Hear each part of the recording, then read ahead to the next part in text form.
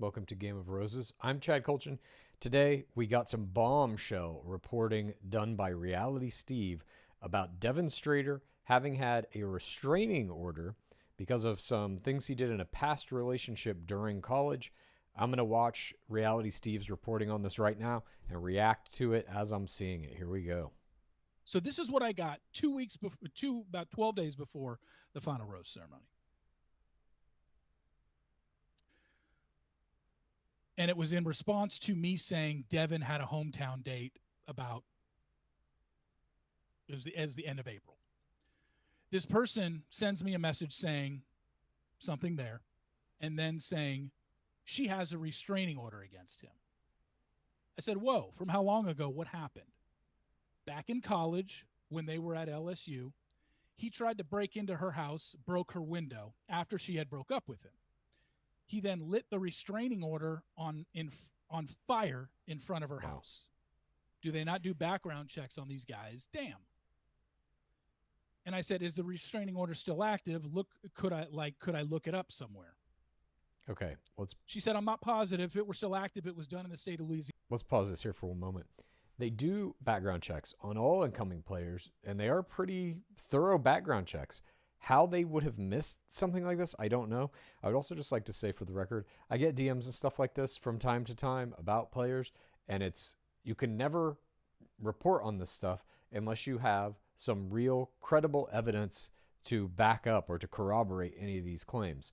And I know Reality Steve does his homework. He would not be reporting on this if he didn't have real receipts for all of this to back up these claims. So for him to even be putting these texts out means that he's got some big stuff to back it up, which I assume is going to be in this video. I hope she does not pick him. We went back and forth a little bit. She said, he's definitely been arrested for breaking the restraining order. You may be able to find that. I said, okay, thanks. So At the time, back on May 4th, I did a little digging, and I paid like $24.99 to do one of those info searches. And this is what I came up with. Probably need to make this a little bit bigger. This is what I came up with. The only thing that popped up was speeding 10% or more above the speeding limit in 2013, a minor in possession of alcohol 2013. Obviously, that was not a story. Right. Agree. I wasn't going to run with that because I didn't even have the details for any of that. And it was back when he was basically a teenager. It was 11 years ago. He would have been 17 at the time. That's not something worth reporting. But at the time, I'm like, okay, is this true? I have no idea if it's true. And I could not find anything that showed anything about a restraining order against somebody back. Now, I have to say, credit to Reality Steve here.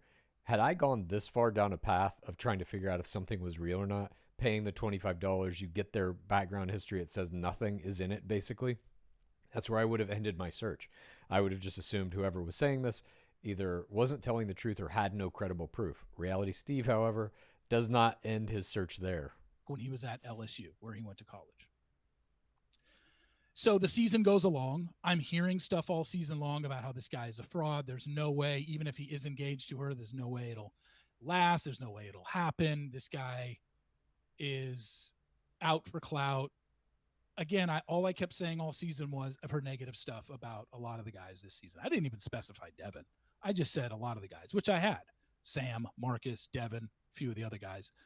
But it was just along the lines of anything that I could prove, I would show. So this past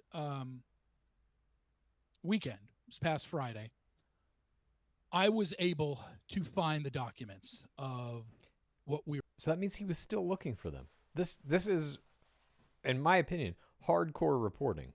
We're talking about here. So I'm going to read these to you. Oh, Jesus. And just get ready. It could be fairly triggering. It's nothing like overt, but it's definitely something that needs to be talked about. Okay? All right. So the first order of business I got was from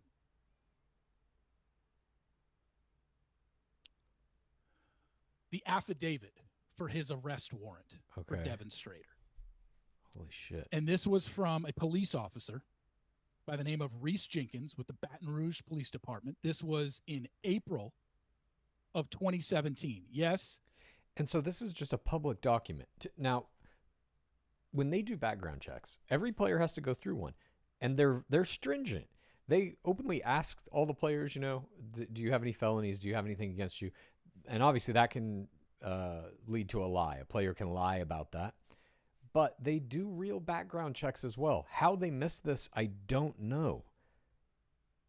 I simply don't know. Especially on the heels of the LA Times article where two executive producers, Bennett Gravener and Claire Freeland, were saying, we're going to do better about having the backs of our leads, et cetera, et cetera. This is wild to me.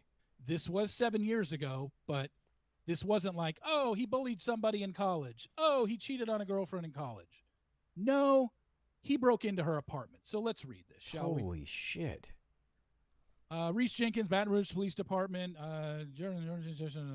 On March 19th, 2017, the officers responded to an address, which I blocked out, also blocked out Devin's address. By the way, Devin's address and this address were basically a few doors down from each other. In reference to a burglary where the victim advised the officer she had been out of town and came home to find her room burglarized. By the way, I want to say something right off the bat. Sorry. These are public record. These are not documents that you cannot find because they are... Exactly. That's exactly what I was saying. Once it gets to a matter of public record, it's like, how are they not just Googling at this point? Sealed. The producers, I mean. Or whoever's in charge of doing these background checks.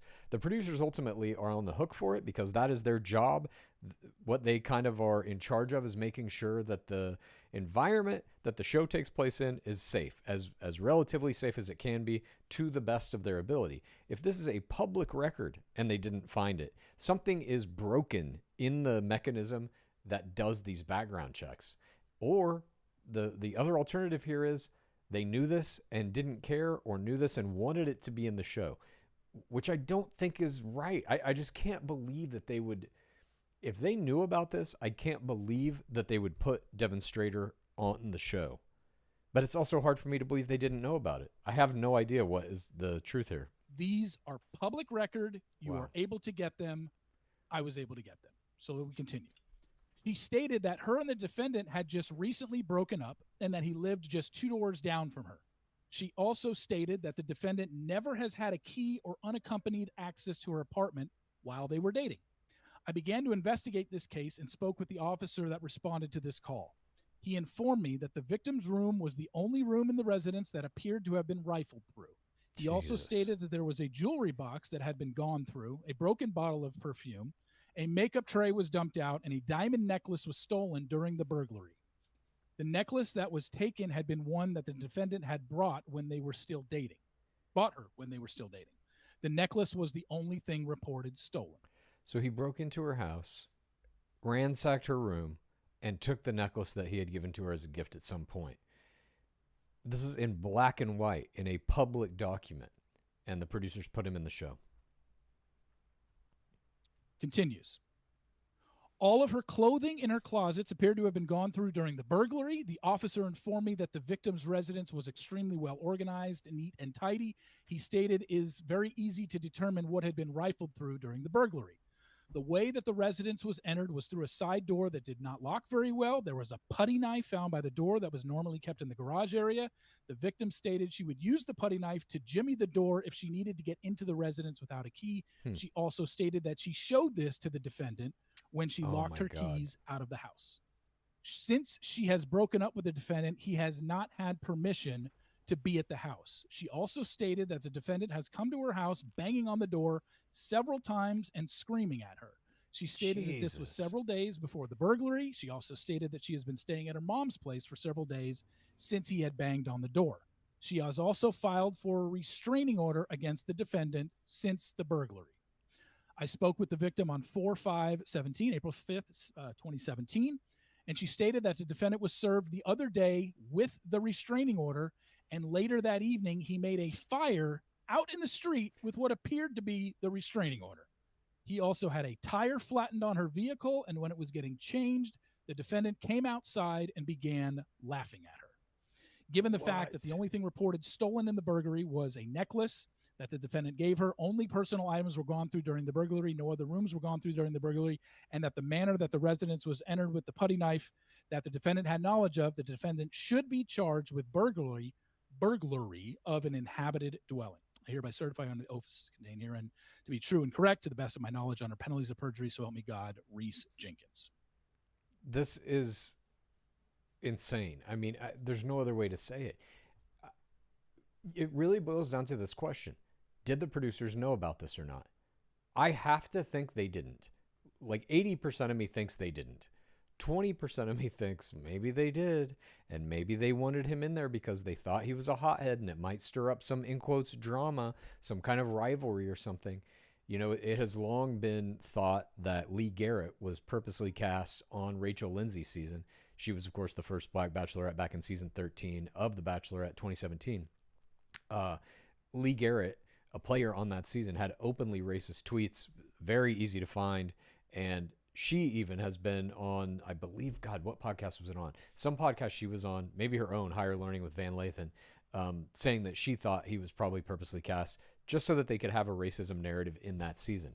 So it's not completely out of the realm of possibility to think that they might have known about this and cast him specifically because of it. Again, 80% of me, I don't know the truth and no one knows the truth, but 80% of me feels like they wouldn't have done that. But you also have to imagine they cast this for Maria. Does that play into this in any way? I don't know. But this information is absolutely wild. So Devin went into an ex-girlfriend's residency when she wasn't home, Jesus, ransacked her apartment, and stole a necklace that he had given her during the relationship. Now, I'll say this. Once I was given this paperwork and was received this paperwork, I contacted the woman involved. I contacted the ex on Instagram. I know her name. I know her Instagram account. I have sent her 2 messages. She has not responded to either, but she has read both of them. So, as the person that I had messaged with back in May had mentioned to me, she probably isn't going to want to come forward in all this. Understandable. And I said, look, I got to reach out to her at least. I want to at least talk to her and get some sort of, and I said, and even in my messages to her, I said, I will do this anonymously. I just need to speak to you because it happened to you. This isn't some Laura Owen situation. This wasn't, oh, he blew up my phone. He was cyber harassing me. He wouldn't stop texting me. She filed a restraining order against him for something a little bit more serious than that. And do I know what it is? Yes. I cannot say what it is because I have not spoken to the ex in question here. I reached out to her twice, did not receive a reply back, but she read my messages. So, however, the other document that we have proves that there was a restraining order taken out against Devin back in college from his ex, and we will get to that right now. I have blacked out her name for the sake of privacy. You'd see it. Jesus. Oh, whoops. Oh, hip, hoop. Hold on a second. Reality Steve having some technical difficulties. Okay, you'll see at the top, petitioner blacked out. Defendant, Devin Strader. This was filed on 5/2, and basically, this is the ex saying he has violated the restraining order I had against him that you gave to him on 4/12. Defendant was served a copy with the above-mentioned order of injunction, and you can see right here, temporary restraining order. Oh, my God. On April 12th, 2017. And this is what she wrote. Now, it's a little bit hard to read, but I typed it out because I had a better, clearer version of it. So let me pull this up so I can just read it. She says in this, okay, I am holding Devin Strader in contempt for violating the restraining order numerous times again. 1, Friday the 21st. Asked to talk to me in the bar. I drunkenly agreed. Huge mistake. Sunday the 23rd. Called me twice. Once in the morning, once in the afternoon. Put a letter in my mailbox confessing his love. I was the best thing that happened to him. He's sorry. I think that says okay. Very familiar. Here's a doozy. Tuesday the 25th, 2 days later from that. Received a knock on my door at 4:30 a.m. because Devin was arrested for a DWI. Before we move on, let me show you. She's saying on Tuesday, April 25th, 2017, Devin was arrested for a DWI. Here is that DWI from the East Baton Rouge Sheriff's Office. Devin Strader, booked 4/25/2017. And all this is public information. Look, as producers, you have to make the environment of the show a safe place, especially if you, I mean, like you're seeing what happened this season. He wound up winning, and now all this stuff is coming out. That's your worst case scenario, is that you allow somebody into the show who has this kind of a background. And again, these are all public records that the show should have been able to find pretty easy. The producers should have been able to find this stuff. I don't know. I just have a very hard time believing they didn't know about this, I guess. But again, I want to believe they didn't, because I'm also like, why would they have put him on the show? The only reason to put him on the show, if you knew about this, would be for nefarious purposes. But then again, after watching that finale, I mean, I wouldn't put anything past him. I don't know. I'm really at a loss as to whether or not I believe they knew about this. DWI in Baton Rouge City. Okay, back to the bottom line is you can't have anyone in the show that has a past like this. You just can't. Because when it comes out, it kind of puts on full display that the producers in the show either are bad at vetting or they did do a good job vetting and still put this guy on the show. Either way, terrible. this. He was arrested for a DWI and told the cop I was his girlfriend and he wanted to talk to me so I could bail him out of jail. I told cop I had a restraining order. Where is it? I told cop I had a restraining order on him, and the cop apologized for waking me up. I then received 4 phone calls from Devin after the cop left with him. Later that day, he knocked on my door around, I think, 1:50 p.m. and called me 4 times while ringing the doorbell. Monday the 1st, he sent me a message on GroupMe, which is one of those group chats, with another novel on how much he loves me and wants to talk to me and swears this will be the last time. He also called me at 10 a.m. shortly after sending the messages. And then star, all caps, please, this has to stop. I can't live my life with him continuing to contact me, even with a restraining order. Damn. So, I mean, look, while I would have liked to talk to the ex, I hate that this happened to her, but honestly, this story, it doesn't need to be about her. Yeah. It sucks what happened to her, but I don't need her to confirm these documents. Exactly correct. The victim in this situation can make whatever decision she wants to make about being a part of the story or weighing in with her side of it or whatever, but it's not necessary. This is public record, and at this point, Devin Strader is a public figure.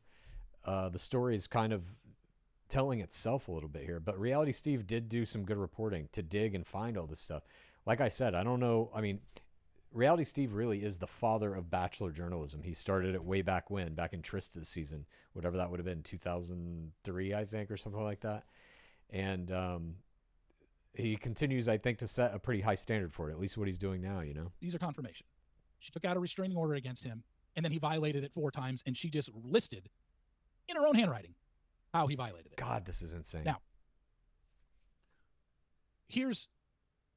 Well, what's next? Okay, so the East Baton Rouge Sheriff's Office. So on Friday, so that's obviously something major. And I think one thing we got to take into account here is the fact that the restraining order, from everything that I've been told, has been sealed. So I know people are going to jump on the show that how did you not know that Devin Strader, one of your contestants, had a restraining order against him in college from an ex-girlfriend? I don't care if it was 7 years ago.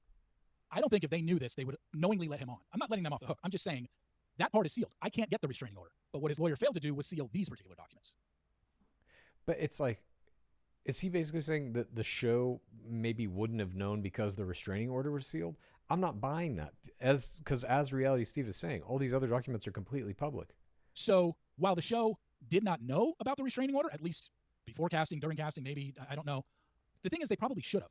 I was able to get the documents because someone told me where to go. So I think the show clearly needs to do a better job. They just had an expose written about them in June by the LA Times saying the show has failed their leads. They have not done a good job in their diversity program. It wasn't just that the article was saying that. The 2 executive producers who were interviewed in that article were saying that. They were admitting, basically, that they had done a poor job of it. And then what happens on Jen's season? They literally failed Jen at the after the final rose, and now we find out that the guy she chose got a fucking restraining order put out against him by an ex-girlfriend because he burglarized her home. I don't even want to get into the reason she took the restraining order out, okay? Just know it's not because he cyber harassed her. So this is what is pretty infuriating about the whole thing. Now, this past Friday, I mentioned there was a TikTok out there that somebody who had dealings with Devin right around this time, and you'll see the date on this, he still had a DM that Devin sent him back in April of 2017, kind of right in the middle of all this, because we have, what was the last date here was, so April 21st, April 23rd, 25th, and May 1st. So look at what Devin sent to somebody that was aware of the situation. And I will say that this person that he contacted is a gay man. This is not a good look, Devin. Okay. Oh, my God. So on April 22nd, 2017, he wrote, "Hey, you can read. Guess who's getting their fucking ass kicked next time I see you? Kicked. Sorry, don't want you getting confused. See you sooner than you think, pussy. Surprise somebody puts their dick in that foul mouth of yours. Oh, Keep my end God. out of that shithole, especially when dealing with me. Educate yourself on the situation, gay boy." Devin seems very tolerant to the LGBTQ community, don't you think? Jesus. Again, I mean, I don't know what you can even make of this at this point. And it's like he's, to some degree, I don't know if he's brought this on himself necessarily, but like had Devin Strader not put out that 13-minute video, had he not been saying all the kind of stuff, he just put out a Instagram post this week where he said, "Everybody done yet?" or something like that, like get off my back, basically. Had he not had this kind of flippant attitude about it all, maybe Reality Steve doesn't do the digging. Maybe he doesn't find these things. This is absolutely bananas. Good Lord, Devin. Now, this was straight from Devin's account. This was posted on TikTok, I think Friday night. And then it was immediately any more documents? Trying to get in touch with his ex.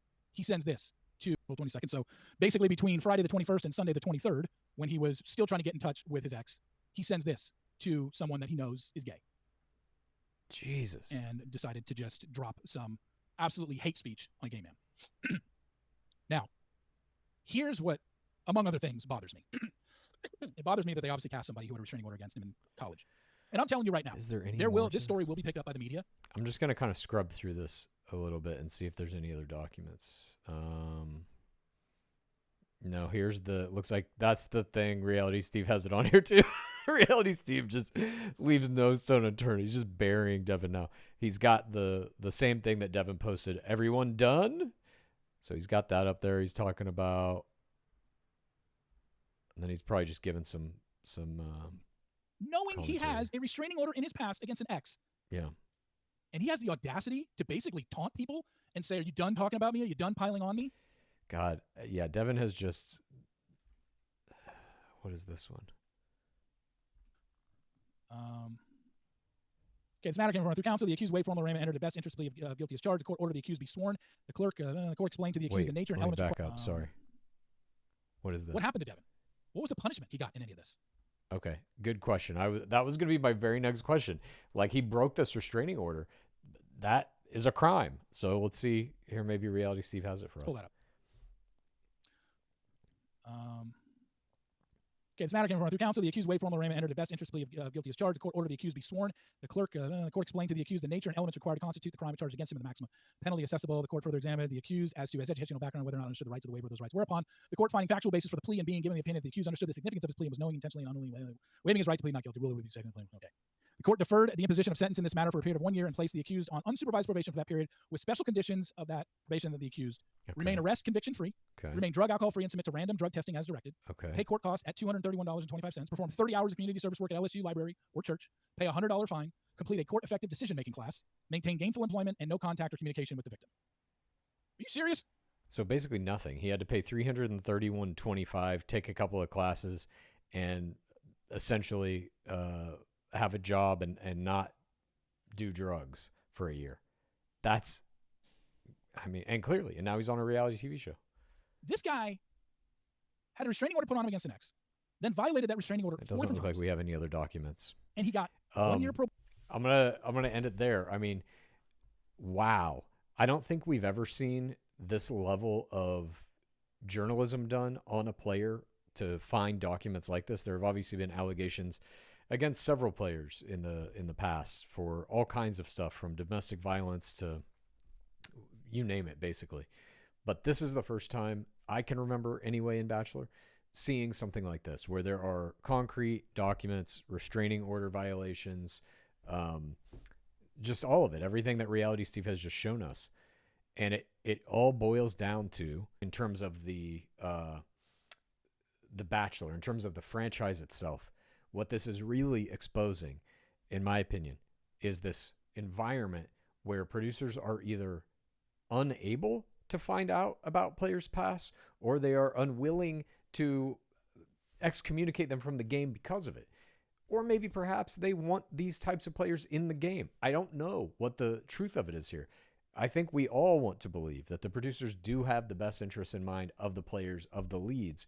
But when stuff like this happens season after season, and when Jen's season ended the way it did, it's very hard to get on that bandwagon and say, yeah, this is just another mistake. But it seems like these types of mistakes happen almost every season now. Hats off to Reality Steve on this incredible reporting to break this news on Devin Strader. It does seem like his story just keeps on going no matter what. I know Golden Bachelorette is premiering this week, so maybe that'll take some steam out of this, but wow, what a bombshell from Reality Steve. If any more news on this happens here in the next few days, we will be covering it right here on Game of Roses.